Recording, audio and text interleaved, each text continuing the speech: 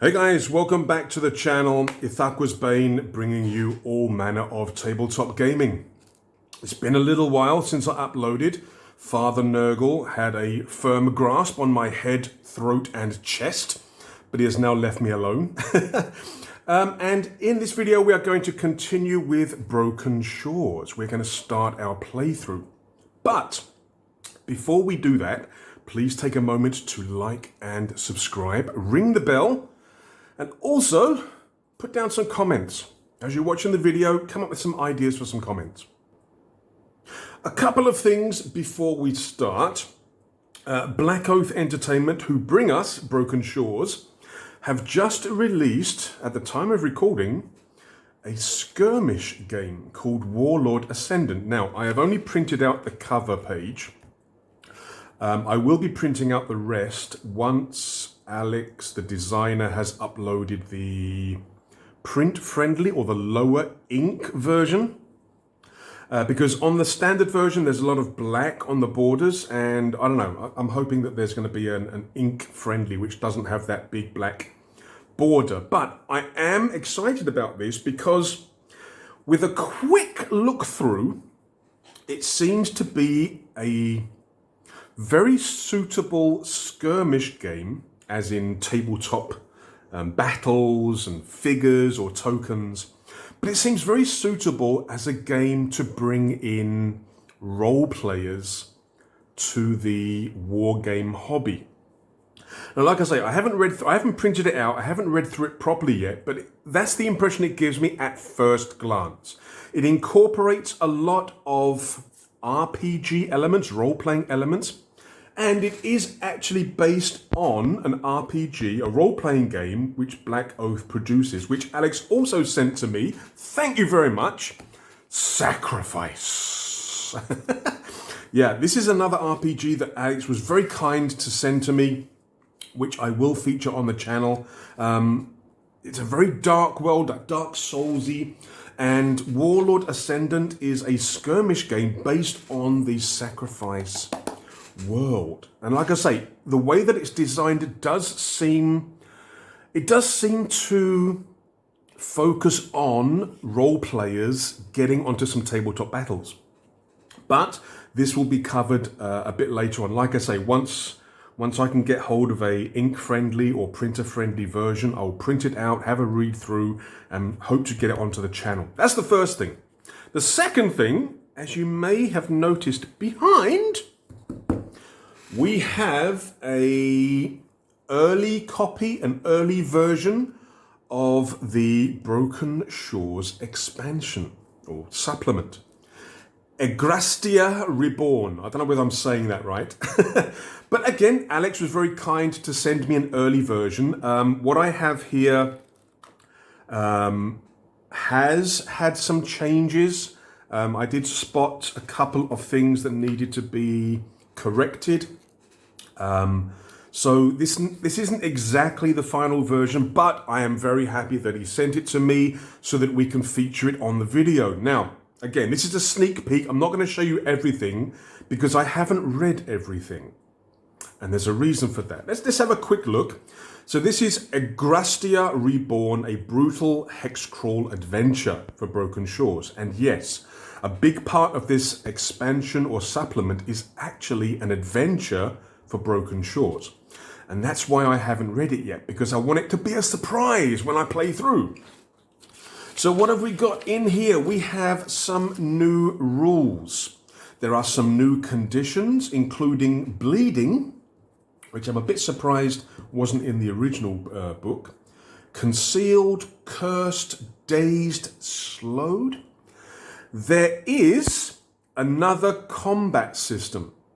And this is designed to be optional. You can choose to use this new combat system or you can use the original. Now, this new combat system is a little bit more interactive in terms of what the defender does when you attack them, whether it's a character attacking an enemy or an enemy attacking a character. And what it does is when you attack, you get a bonus to your attack of plus 10%. But the defender, if they choose to use their combat skill and parry, if that opposed roll they win, the defender wins, they get to roll on this new table, which is defensive moves. And this can bring all kinds of advantages to the defender as they follow up. Things like the defender's next attack gets an extra bonus, reduce armor, reduce their next defensive roll. There is also, where was the fun one? Yeah, your opponent receives the bleeding condition. So I think one way of looking at this is trying to make the combat a little bit more interesting, a little bit faster, rather than just rolling to hit and the defender rolling dodge or parry. Now, one thing I want to make clear is that inside this copy that I have, and also the latest one that I was sent, which I haven't printed out because there's not a lot of changes, but it doesn't actually make it clear that you can still dodge. Reading through the new combat system in here, I had to ask Alex, the designer, a question: can I still dodge? Because it kind of gives the impression that you can only parry. But it's okay. I got feedback, I got an answer, you can still dodge, which is very important in the Broken Shores game, because when you parry using your weapon skill, you get a -30 to the next time you use a weapon skill. So if you are being attacked first, so if you're the first defender, if you parry, when you attack back, you're going to have a -30. That's not good. So it's always a good idea to dodge first. But as I read through this, I was kind of thinking, it doesn't mention anything about parrying, about dodging. Can we still dodge? But yes, you can. But this is still a deadly form of combat. It is still very much based on the initiative. If you gain the initiative in this game, in terms of Broken Shores, in terms of the old or the new combat system, gaining the initiative really is key. You stand a lot more chance of winning the combat if you have the initiative due to that negative modifier when you parry. What else is there? There are a whole bunch of new spells. And with the new spells, there are now categories. In the base game of Broken Shores, you've got all the spells listed down, and when you create a character, you can pretty much choose any that you want. Well, now the spells have been grouped in terms of rarity, including the new ones, which are very, very interesting. So you have common, uncommon, and rare, and whenever you find a spell, you'll be rolling to see what rarity it is. But when you create a character, you should only be choosing from the common spells.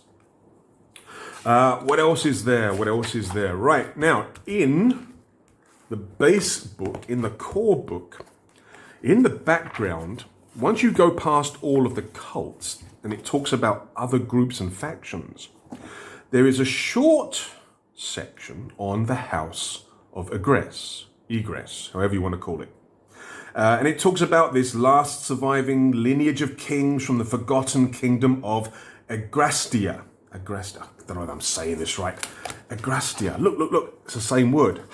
So what we have in this expansion is a much more detailed description and set of information covering the House of Egress, who are searching for their kingdom of Egrastea. I really don't know whether I'm saying that right.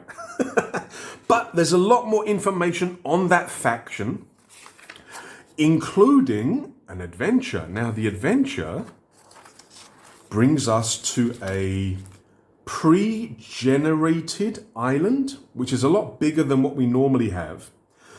But all of the hexes have already got contents. So in the base game, when you find an island, you're going to be rolling up the size randomly. You're going to be rolling up each hex randomly in terms of what's there, what you can find. Well, in this expansion, it has a fully developed island, Armestus, which is the lost capital of Egrastea. And this is what the House of Egress is looking for. And you can help these people to actually find the island. And as you're on the island, you can actually find treasures, find clues, find information, which you can then turn into this faction and gain standing. And once you've developed a certain amount of standing with this faction, you can get certain benefits and certain bonuses. But, like I mentioned at the beginning, I haven't read through the rest of the expansion. Because later on, as I play through the game and I encounter this, I want it all to be a surprise. I don't want to know what's going to happen if I can help it. If I can hide as much of the information as I can, the game is going to be a lot more fun for me as well as you guys. So I am... It's not easy, but I am stopping myself from reading this section. But I have, like I said, I've read the rest, and the process of actually helping this faction discover their old kingdom and what's been revealed so far as the waters recede, helping them to regain their kingdom, their treasure, their lore. All of this thing sounds really, really interesting. And like I say, you can get some really good bonuses. But personally, I won't be doing this to begin with. I won't be starting the playthrough with this predetermined or pre-generated adventure, because I want to show you guys the base game first. So how to create normal islands using the normal rules. But we will be exploring this after I've showed you how to do the basic island generation in the book. And that's what you get in this supplement. You've got a few new rules, including the new combat system, new spells, and like I say, the spells have now been grouped in terms of rarity, more information on one of the factions, and a pre-generated island. It is a big island for us to explore. And that is all in the supplement. Now, at the time of recording, this has not been released yet. I'm not sure if the designer is still going through some proofreading, or maybe, I don't know whether they're going to make any changes or additions to this. Like I say, when I first received it, I spotted a few little issues. They have been corrected. He sent me the updated version. But very, very minor things. So yeah, hopefully this will be coming to places like DriveThru very shortly, very quickly, so you guys can also start playing this. And like I say, Warlord, Ascendant, the Skirmish game based on the Sacrifice. I can't sing. Based on the Sacrifice game, this is available now. And like I say, I will be having a look at this a bit later on, because I do like miniatures and I do like skirmish games as well. But yeah, that's the two sort of products that I wanted to bring to your attention at the start of this video. But let us get on with what we were doing. Broken Shores. Now, I've got one thing to change with my character.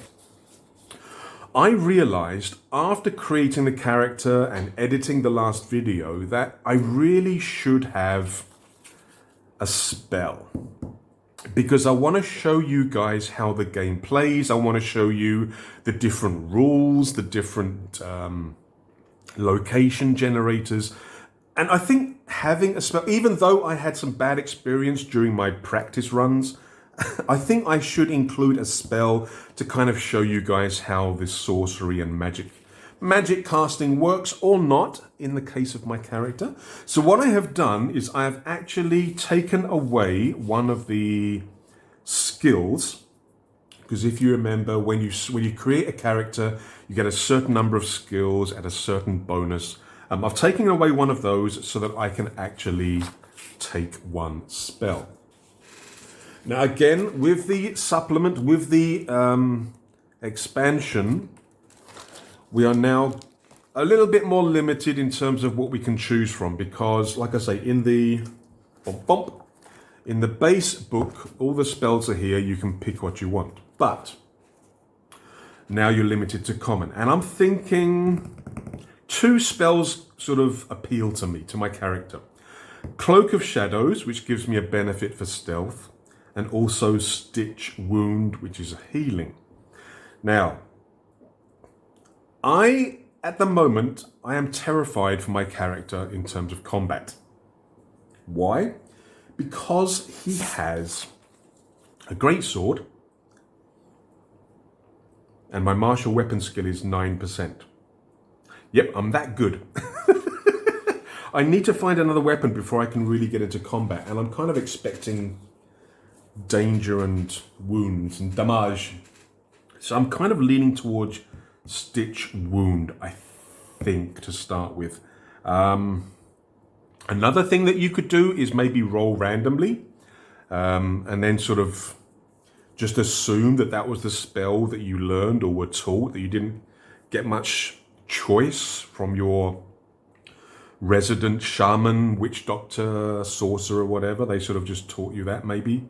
But I think I'm going to choose, again, Cloak of Shadows or Stitch Wound. If they can't see you, they can't hurt you.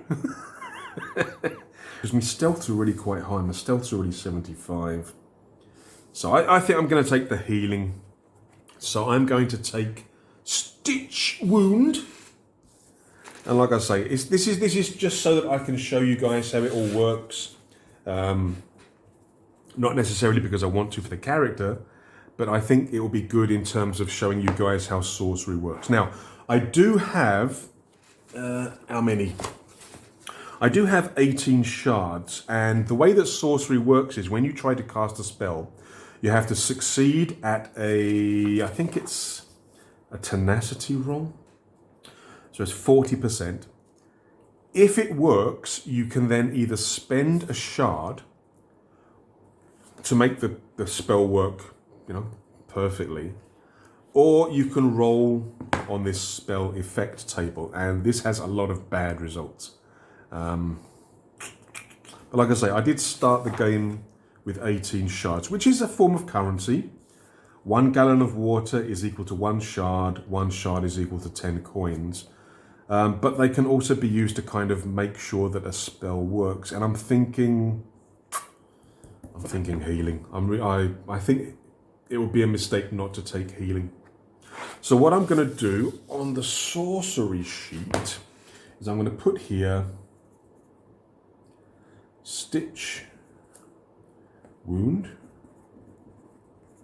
It costs 4, so I can actually cast this twice without having to recover power points.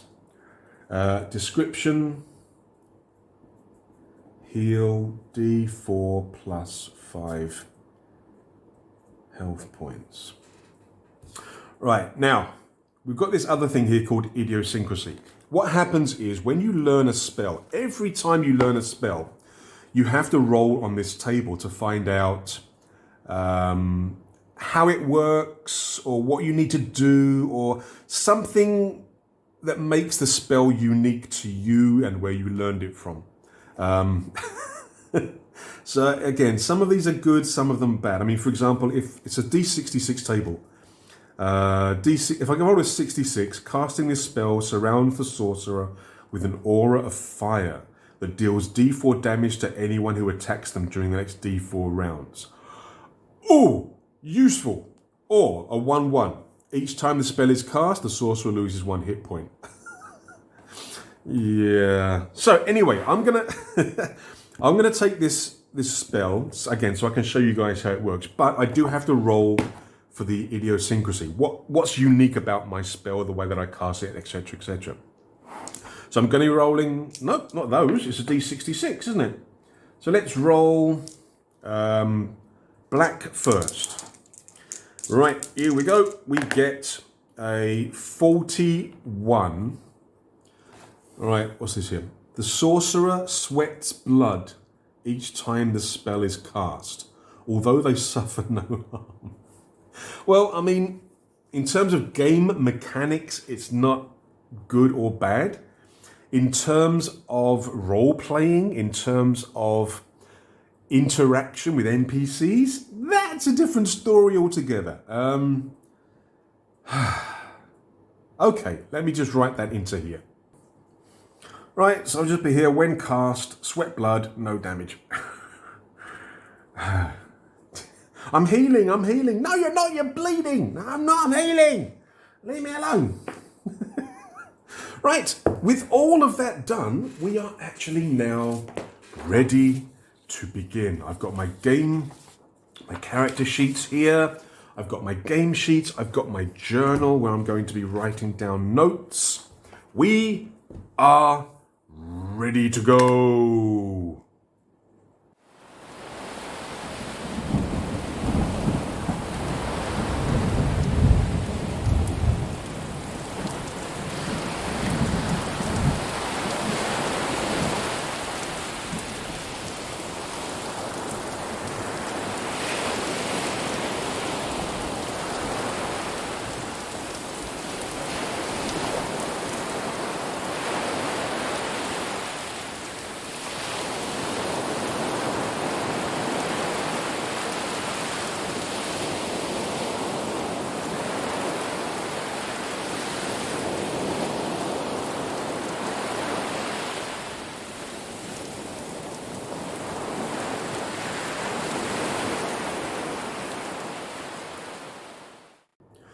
Right, ocean exploration. This is going to be your main hex map showing you where you're going on the ocean or the 1C.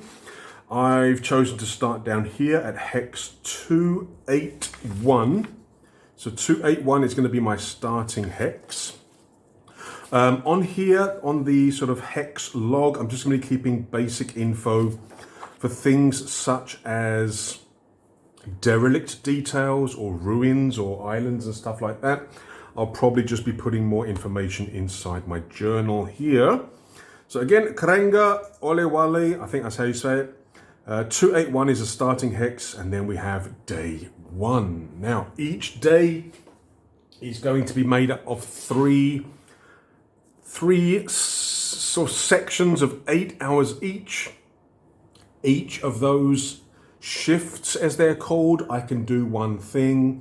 I can sail, row, sleep, fish, craft, or explore something that we have found. But first of all, we have got to generate the weather. Now, I have actually printed out some of the pages from the book onto separate sheets so that I can protect my book as much as I can. I will be referring back to the book. I haven't printed out everything from the PDF, just sort of the more commonly used pages. Because as I mentioned in the previous videos, my book is starting to come apart at the spine there. So I want to try and keep it in as good condition as I can. But the exploration has a number of steps that you need to follow. And this is on page 75. So first of all, you've got to check the wind's strength. And that is back here on the weather page, page 74. You can also check temperature and precipitation.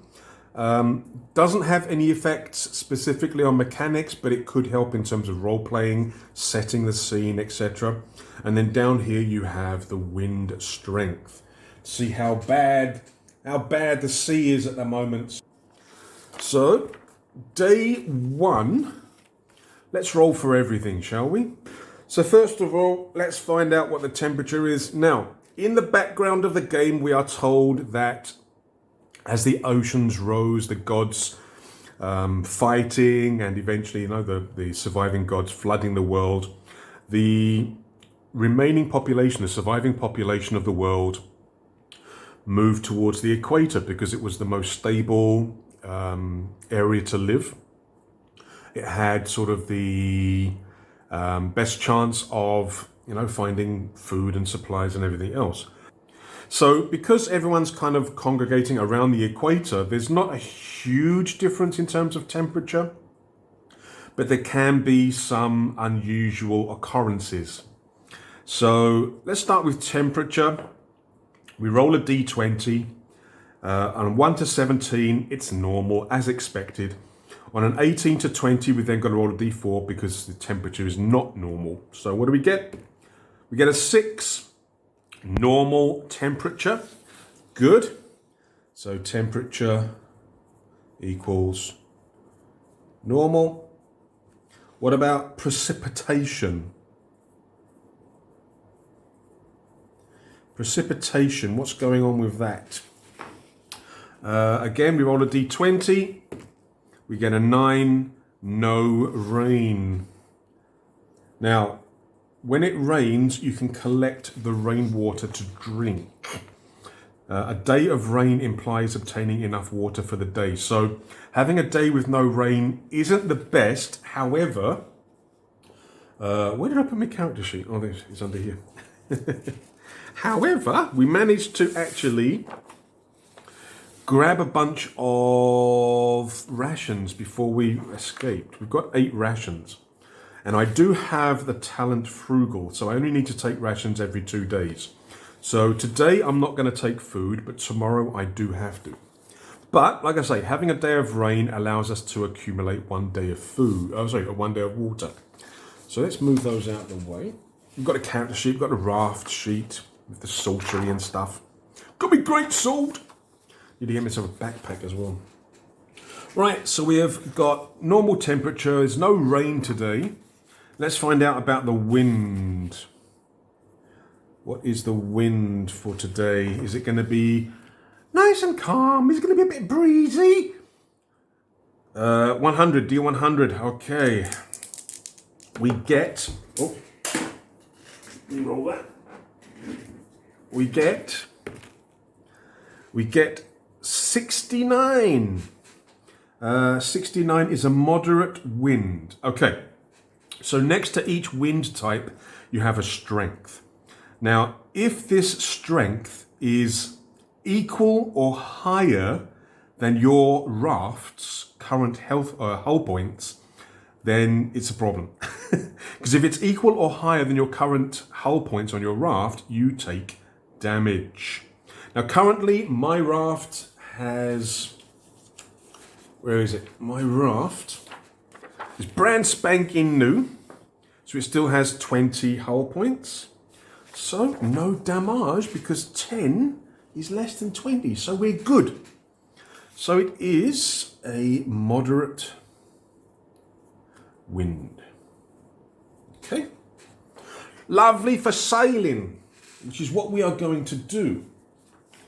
So let's go back to, get rid of that for a moment. Going to be a lot of pages moving, a lot of sheets, a lot of books. I do apologise in advance, but that's how it goes, right? So once we've determined the wind's strength, we need to determine the hex type. Now I'm actually going to be moving to another hex, so we'll be able to... Oh, hang on, what's it say here? Check hex type. Well, it's going to be ocean. Okay, so maybe... Okay, so we're not actually going to be moving yet. Okay, so... Hex type, it's automatically going to be ocean for the first hex. Otherwise, you'd have to roll here. On a 1, it's an island. Learn more about the hex by either generating an island, if there is one, or determining what you find in the open sea by rolling on the exploration. Okay, so maybe I have to. All right, so it looks like you have to roll for your exploration before you do any of your shift work.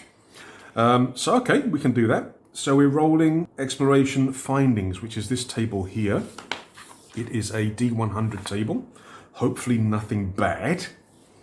There we are. By the way, sorry about I think there's a slight reflection here. I do apologise. I don't have a very professional setup. I can't afford it. But there's a little bit of a shine here, I think, from one of my lights. So look, if you look, see, that's what it's supposed to be like. But here I am on my raft. Here is Kerenga. Oh, it's swimming now. Here is the raft. During this game, I will be using tokens generated from the 2-minute tabletop website. Go there, have a look. They have a lot of amazing maps and battle boards and tokens and adventures. Go and have a look at. I'll put all these links in the description below. This sea board is actually from WorldWorks Games. It's one of their older sets, but for a lot of the other boards that I'll be using in the game to show sort of combat and everything else, I'll actually be using from the Myth board game, which I backed on Kickstarter a long time ago. But yes, okay, so we're currently in the middle of the ocean. We don't know what the hell's going on. and it's our first start. We've just escaped from the cult. We're on our little raft, and we now want to see what's going on. We've woken up to moderate winds, but the sea's okay. No rain, decent temperature. What's going on? So we're rolling now on the exploration findings table, which is a percentage roll. So what's going to happen? What's going to be our first finding of our campaign? We get 50, dead on 50. What's that? A giant stationary wall of water, hundreds of feet tall, impedes your progress. You must go around this hex. Oh, well, it's my starting hex. I can't exactly go anywhere else. So what I'm going to do is I'm going to say that ahead of me, in other words, the 264 hex is the one that has that wall of water, so I can't actually go in there. I think that's the best way of doing it, because otherwise I can't stay here. Oh, should I? Hang on. A giant stationary, you must go around this hex. So maybe I have to start...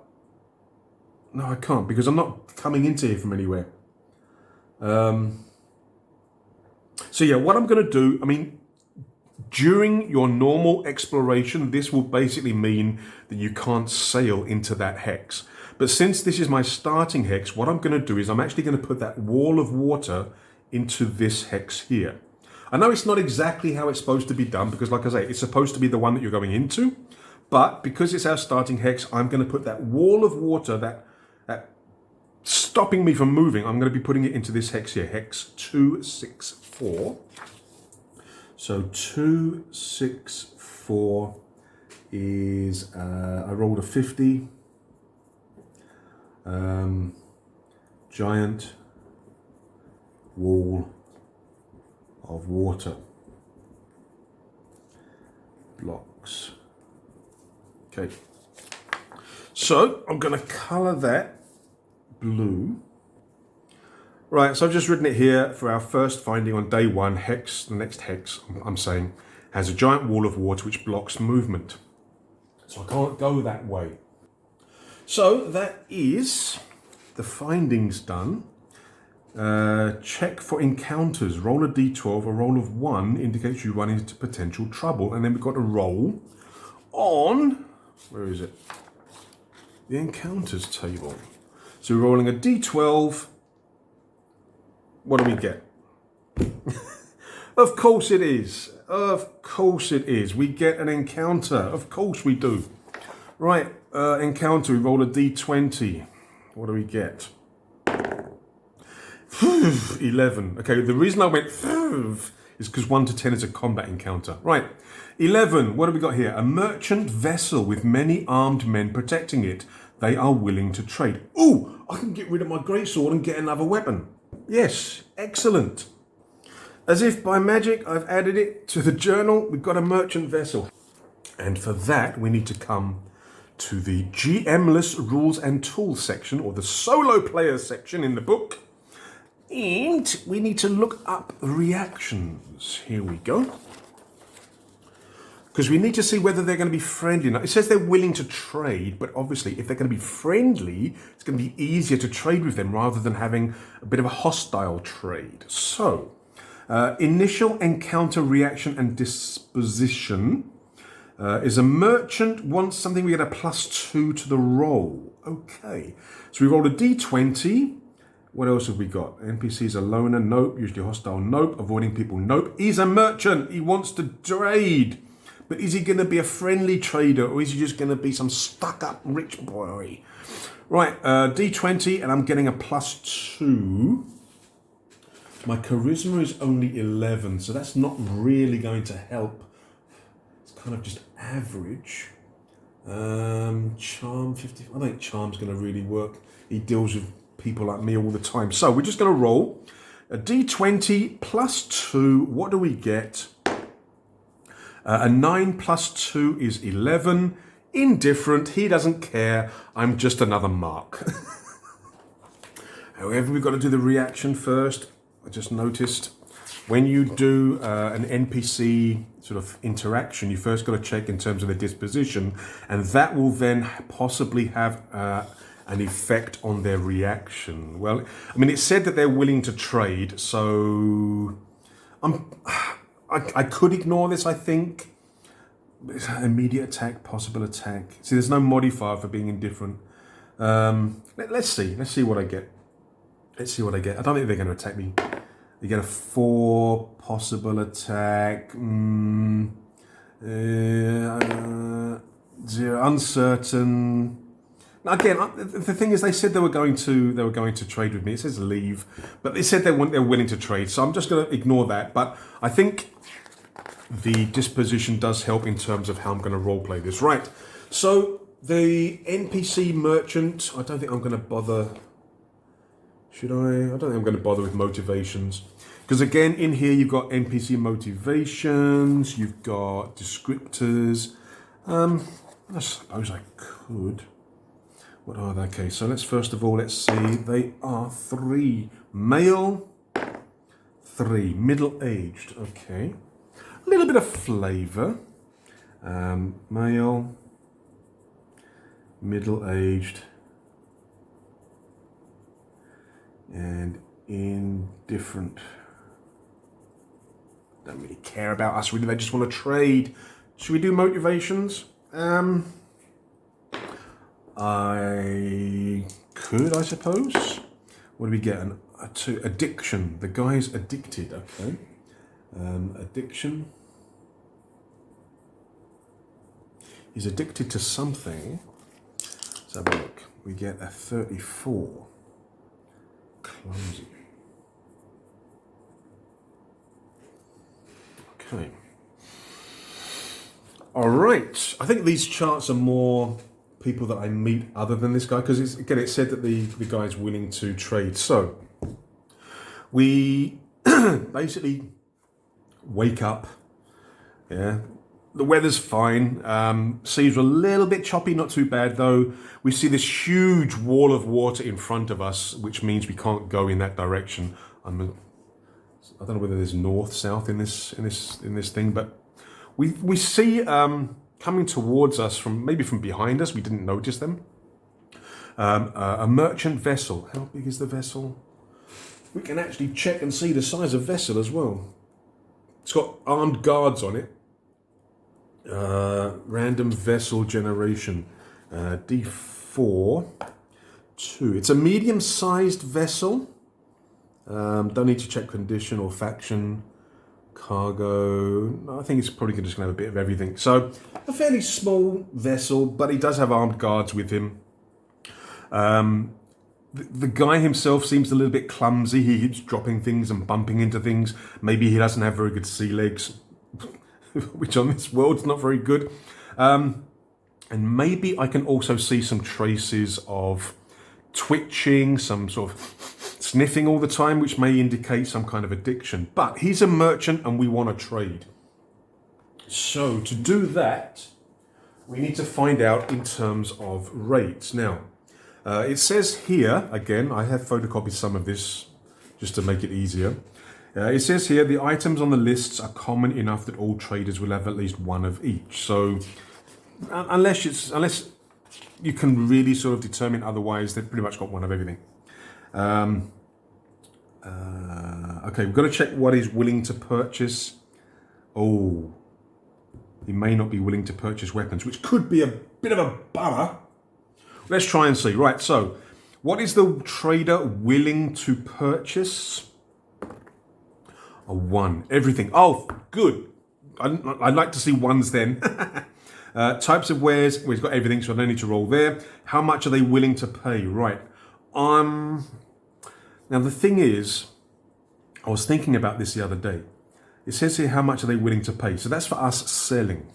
In terms of them selling and us buying, should this also be the same?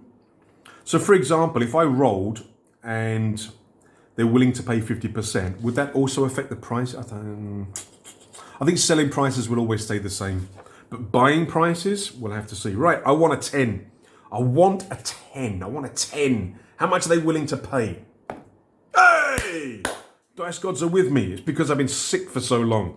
They're taking pity on me because of my prior sickness. Excellent. They are willing to pay 150%. Ooh, good way to start the game. Right. I want to sell this greatsword because I can't use it. And the greatsword is worth 200 coins. So that means he's going to buy it for 300. Oh, yes. So we sell the greatsword. Didn't have that for very long, did I? And I sold it for 300 coins. I'm just going to put a C there. I know in this game the currency is that C with a squiggle. I'm just going to put C. 300 coins. Ooh. I mean that's gonna affect my encumbrance, but I've now got 338 coins. I don't have my greatsword anymore, so I'll just rub that out. Give me 1 second. So I've got rid of my greatsword. I've got rid of all the details here. I've now got 338 coins. I'm not going to calculate the encumbrance just yet because I want to buy stuff. Now, I want to get a backpack because a backpack allows me to carry more stuff. Where is it? Here.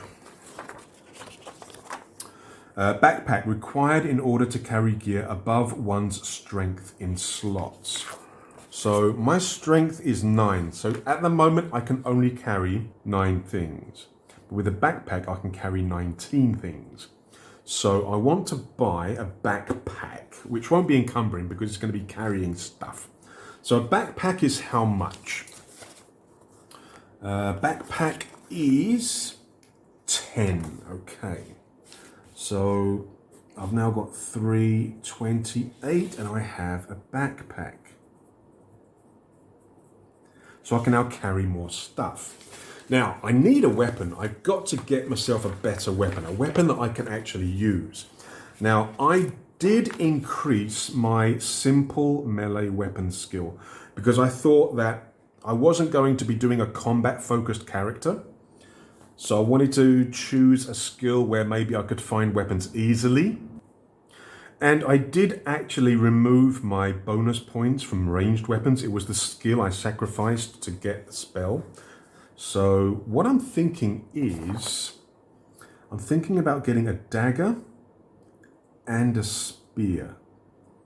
Now the spear is useful because you can use it one-handed or two-handed. It does decent damage as well. But I could be in a problem if an opponent has resistance to piercing. So should I get something else? Maybe a spear and a hand axe? The dagger is fast. It gives me +1 to initiative. It's lightweight. Yeah, I'm thinking a spear and a hand axe. Parry, no. Okay, so neither of those are going to give me the ability to parry. So club, hand axe, and spear. I don't need 3 weapons. I think I'll get 2 weapons.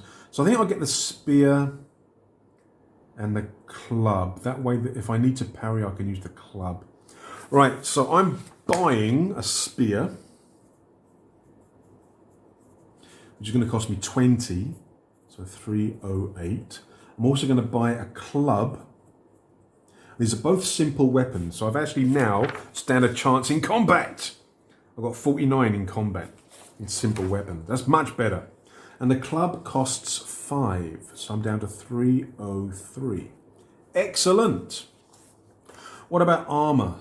I'm in the money. I'm in the money. I can get myself some armor. Let's have a look. I don't want anything that's going to affect my stealth. And ooh, me lordy, they're expensive. Soft leather's 300. And that'll be all my money gone. No. Heavy clothing. Protection of D3, integrity of D6. So the protection rate, basically you roll and see how much damage it prevents. So heavy clothing will prevent D3 points.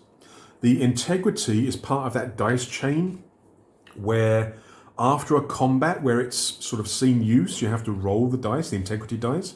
If it comes up a 1 or 2, you go down 1 step. So the D6 will become a D4. And if the D4, you ever roll a 1 or 2, it basically means it's destroyed. You can then repair armor through crafting, which would then cost, I think, for 1 integrity dice, 2 crafting supplies. Now, crafting supplies in my sort of warm-up games, as I was learning the game, crafting supplies was not the easiest thing to find. So I may bring some house rules into this where I can find more crafting supplies, because it really did seem to hinder me. I mean, it got to a stage, I played, I think it was 2 characters, 3 characters, but I basically got to a stage where it was hard for me just to even complete the crafting station, let alone the things I can do with it. So let me think. I think I want to get the heavy clothing. So that'll give me some armor. And because I'm wearing it, I don't think it counts as items. So I'm gonna get some heavy clothing. I mean, that's not cheap. It's still gonna cost 150. Protection rate is D3. Weight is normal. Integrity is D6. And that cost me 150, so I've got 153 left. Is there anything else I want to buy? I think that'll probably do for the time being, I think. Shopping. So we've got 56 coins left. We've bought a bunch of stuff. And I think that will do. I can carry up to 19 now because I've got a backpack. I think that should be fine. I need to fill in the weapon details, so give me a second, I'll do that. Right, so I've got 56 coins left, including the shards is 74, so it's still just 1 item slot, which is good. That's all done there. And we are done shopping. Right, excellent. So we wave goodbye to the trader, to the merchant. We say thank you very much. I've bought some bits and pieces. I've got myself a better weapon. No, not a better weapon. The greatsword was better, but a better weapon that I can use now. And I'm going to have to edit this down because this video is going on for long ways. And we're ready to continue. Now, what comes next? Let's move that out of the way. So, oh, sorry, Kerenga, you're not swimming. Get back on the raft. Right, so we have done the encounter, which is the merchant. We now have to decide what to do on our 3 shifts. Like I say, every day is split into 3 shifts. Each shift is 8 hours. There are some points here. If the PC doesn't sleep at least 1 shift out of every 3, they suffer 1 fatigue. Fatigue is bad if you let it get out of hand. So we're going to be using the 3rd shift to sleep. That leaves me 2 other shifts. Now, I could sail to another hex. Because I don't really want to do another encounter here. I want to move, don't I? I don't know, the sequence is a bit weird because exploration steps. 1, check the wind. 2, check the hex type. But wouldn't you do that when you sailed? Which comes after. Never mind. We are going to sail anyway. I am going to move from here, probably this way to 265. But before that, I'm going to try and craft my fishing rod. Now, the fishing rod requires... It doesn't require the crafting station, which is good because the crafting station is a part of your raft where you can build loads of stuff and repair loads of stuff. Except for the fishing rod. The fishing rod is something that you can build without the thing, because that crafting station costs 20 crafting supplies. And like I say, in the warm-up games, I found it very hard to find crafting supplies. So we are going to try and make the fishing rod. I've got my crafting supplies. Where did I put them? Oh, they're on the raft, aren't they? Yep, they're on the raft. So I'm going to use those and I'm going to try and craft a fishing rod out of those. And that'll be my 1st shift. The 2nd shift, I will travel, I will sail to the next hex, and then I will sleep. Yeah, and then when I wake up, I will do the wind, the weather, and also the exploration rolls for the second day. But I don't think we're going to have time for that today. This video's been going on for a long time. So I am going to try and craft this fishing rod. I did put points into crafting. It is a 55. I haven't made any rolls yet, have I? No. Okay. So it is a, where is it? Crafting. 55% chance. If I get 15 or less, I can have a chance to upgrade it. In order to qualify for a potential upgrade, you have to get below the linked attribute. So in this case, crafting is a dex skill. So if I roll below my dex when I'm making the roll, then I have the opportunity to possibly increase it. So we've got to get a 55 or less to do this, to make this fishing rod. And we flunk it. Oh no, we don't. Oh no, just outside me dex. Oh, swine. Oh, okay. I mean, I thought I'd flunked it initially. I was thinking that, but yeah, no. 18. Not quite. So I don't get a chance to upgrade it, unfortunately. Look, I missed by 3%. But I succeeded in the crafting roll, and I now have a fishing rod. Again, should I keep that on the raft? I think I'll keep that on the raft. Again, these are cargo slots, but I'm thinking I'm not going to carry the fishing rod with me everywhere I go. It's going to kind of stay on the raft. So I've got a fishing rod, which I can now use to catch fish. Excellent. Now, that was the first shift of 8 hours, crafting the fishing rod. Yes. The second shift, I am going to sail. I'm going to sail to the next hex. Now, you can basically, with your basic raft, sail 1 hex per shift. Or if you get the upgrade, you can upgrade your sails. I think it costs 10 crafting supplies with the crafting station. You can then go up to 2 hexes. But I've only got the basics, so I'm going to move 1 hex. So I am going to move into 265. Let me write this down. So shift 1, craft fishing rod, success. Shift 2, sail 2, I'm going to go to 265. And then shift 3. I'm going to sleep. So day 1. So day 1 is complete. Not very exciting, I'm afraid. But not exciting is also safe. So I encountered this wall of water where I couldn't pass through. And again, because this was my starting hex, I decided to put it in the hex in front of me.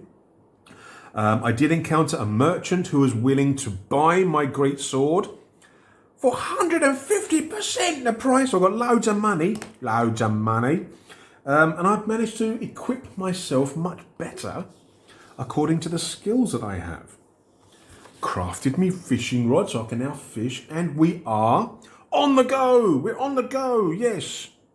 So we're now moving to 265, and that is where we are going to begin the next part of the playthrough.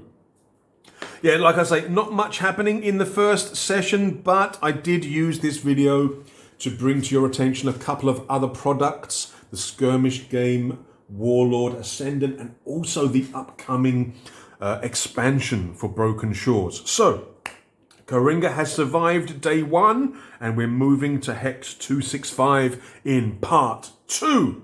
So guys, thank you very much for watching. I do apologize again for the delay. I wasn't well. You would not have been able to understand what I said. My voice was so deep and painful. But he seems to have left me. Father Nurgle, that is, seems to have left me. So we are now back in business, back to playing games, back to making videos. Right, guys, that is part 1 of the playthrough. Part 2 will be coming soon. We will see if Kerenga's luck continues and whether the dice gods will still take pity on poor Ithaqa's Bane. Thank you guys very much for watching. If you do enjoy my videos, please add a like. Subscribe to the channel. It doesn't cost anything, doesn't hurt you or anything, but it benefits me. So thanks once again. And until the next video, take care, stay safe, cheers.